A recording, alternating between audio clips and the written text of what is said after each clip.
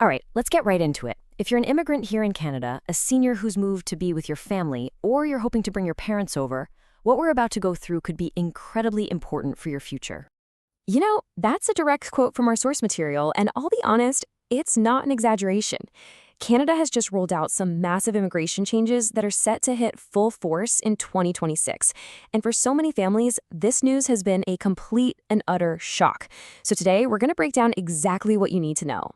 Let's start with the change that is, frankly, breaking the most hearts. It's about a program that, for so many people, really represented the promise of what Canada was all about. For so many, the Parents and Grandparents Program, we all call it the PGP, it was like the light at the end of a very long tunnel. The idea was simple, and it was beautiful, right? You come to Canada, you work your tail off, you build a life, and then you can bring your parents over to join you. It was all about keeping families and entire communities together. But that promise, well, it's now on hold. And this is the big one. As of January 1st, 2026, the government is going to stop accepting any new sponsorship applications for parents and grandparents. That number you see, 0. It means what it says. No new applications will get in the door. So if you were planning for that 2026 intake, that door has just been slammed shut, and we have no idea when it might open again. This is the human cost of a policy change like this. This quote, it's from a nurse in Brampton. Her name's Priya. She had all her paperwork ready to go, thinking, this is it. This is finally our year. And now, she's one of thousands of people whose dream of reuniting their family has been postponed, indefinitely. This isn't just about policies and numbers, it's about real people.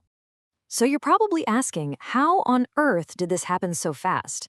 Well, it's all built on a really powerful and honestly a little known piece of legislation. It's called Bill C-12. And it sailed through the Senate without a single change. What it does, at its core, is it massively expands the government's power to make huge immigration decisions, and to make them fast, with a lot less accountability than they had before. This bill is the legal engine that's driving these sudden, sweeping changes to programs like the PGP. And look, these concerns aren't just coming from nowhere. We're talking about the Canadian Bar Association, one of the most respected legal groups in the country. They're the ones warning that this bill just undermines basic fairness. They pointed to new powers to fast-track deportations and put these really strict bars on refugee claims. And they've said, hey, these changes are going to hit the most vulnerable people the hardest. Okay, let's shift gears a little bit and focus on the seniors themselves. Let's talk about the immense financial and social pressures these new rules are creating for a whole generation. Even for the very few PGP applications that are still in the pipeline, the financial bar has been raised dramatically. A sponsor now has to prove a 5-year income of over $144,000. I mean, think about that. For a regular middle-class family in a place like Toronto or Vancouver, that number alone can be an absolute deal breaker. And there's another hurdle. The government can now literally reject an application if they think a parent's future healthcare costs might be too high. This is a direct shot at seniors, because let's be real, needing healthcare isn't some rare exception. It's just a normal part of getting older. So you've got fewer spots, you need to earn way more money, and now there's a new health filter. It feels like the walls are just closing in.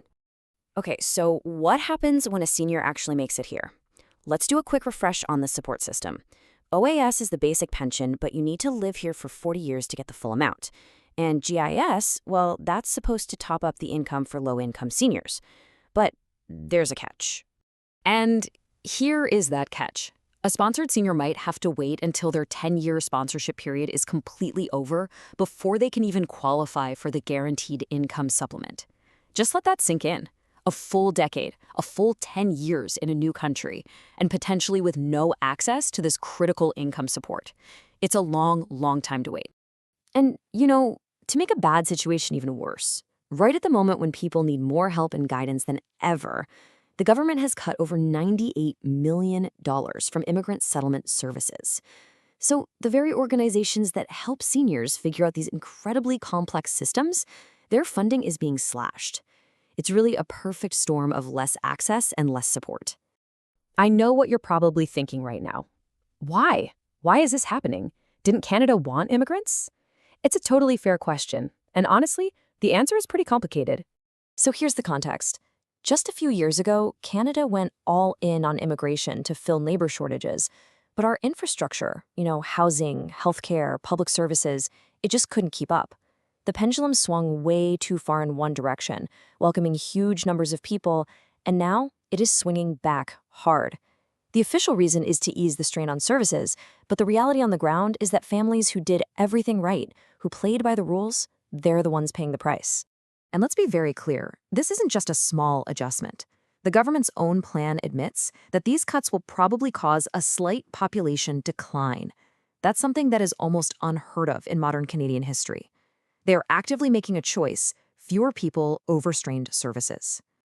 Okay, that was a lot of heavy information, but I do not want to leave you feeling powerless, because you're not. This is not the end of the story. There are very real, concrete actions you need to take, starting right now, to protect your family.